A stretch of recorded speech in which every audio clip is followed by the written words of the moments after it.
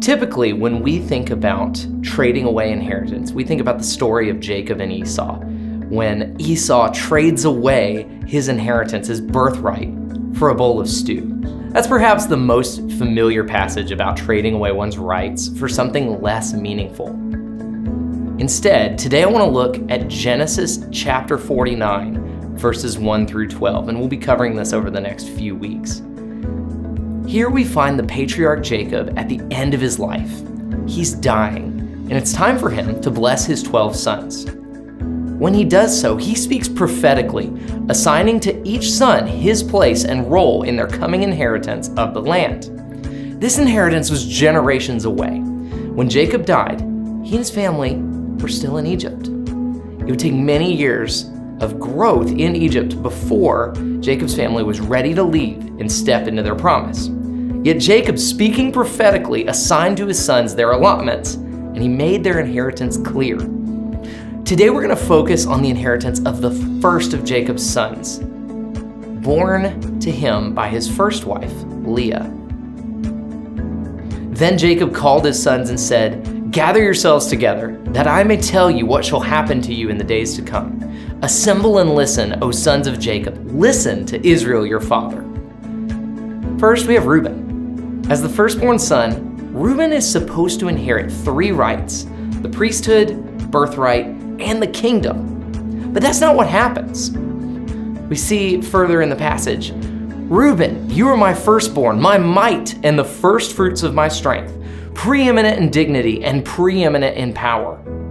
Unstable as water, you shall not have preeminence, because you went up to your father's bed. Then you defiled it. He went up to my couch." Oof.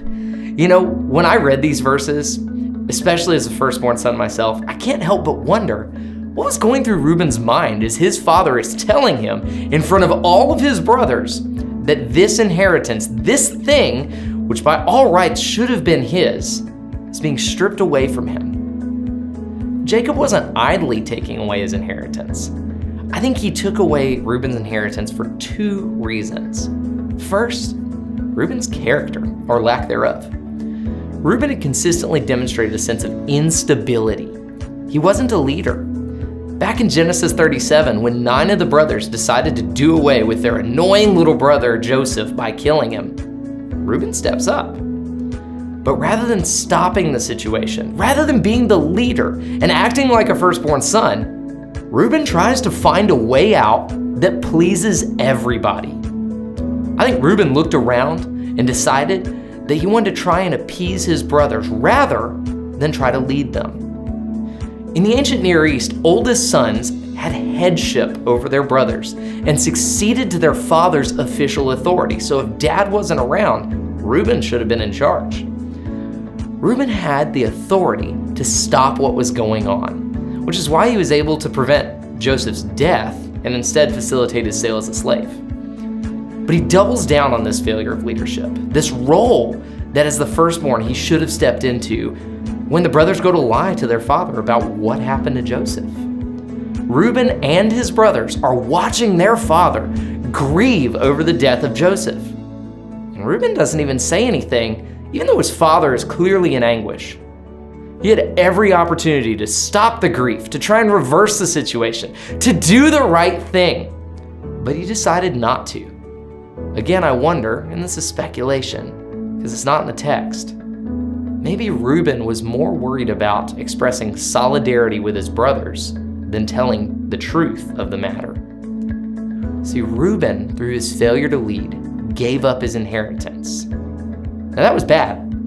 But what I think was worse, and what was a byproduct of the lack of character, was a particularly heinous sin he committed years before his failure with Joseph. In Genesis 35, we're given an account of Reuben's sin. We're told how Reuben, Jacob's oldest son, slept with one of his father's concubines, who was the mother of 2 of his half-brothers. We have very little detail about this event other than the fact that it happened and that Jacob heard about it. There's no reference in Genesis 35 to any kind of punishment or confrontation between Jacob and his son. That isn't to say that it didn't happen. There's just not textual evidence that a confrontation happened at that time. But Reuben's lack of character and his sin, we are told in Genesis 49, resulted in the loss of his inheritance. The rights that he was supposed to enjoy as the firstborn son were passed on to 3 of his brothers. Remember, he was supposed to get the priesthood, the birthright, and the kingdom. Levi got the priesthood, Joseph got the birthright, and Judah, we find out, gets the kingdom. See, no prophet or king would ever come from the tribe of Reuben. And though the tribe of Reuben was still allowed to enter the land, Reuben's descendants were among the very first taken away into captivity. When Reuben's character and actions cost him his birthright, it impacted his descendants for generations. You see, our inheritance isn't guaranteed. Our salvation's assured, but our rewards in this life and in heaven are not guaranteed by who we are or by what our parents did. And second, we don't always suffer the consequences of our poor choices right away. Reuben might have thought that he would still inherit the rights of the firstborn, at least until it was confirmed that he wouldn't in Genesis 49. The events that kept him from his inheritance happened years before. Reuben wasn't the only son of Jacob to miss out on the rights of the firstborn. Join us again next week as we talk about what happens to Jacob's second and third son, Simeon and Levi.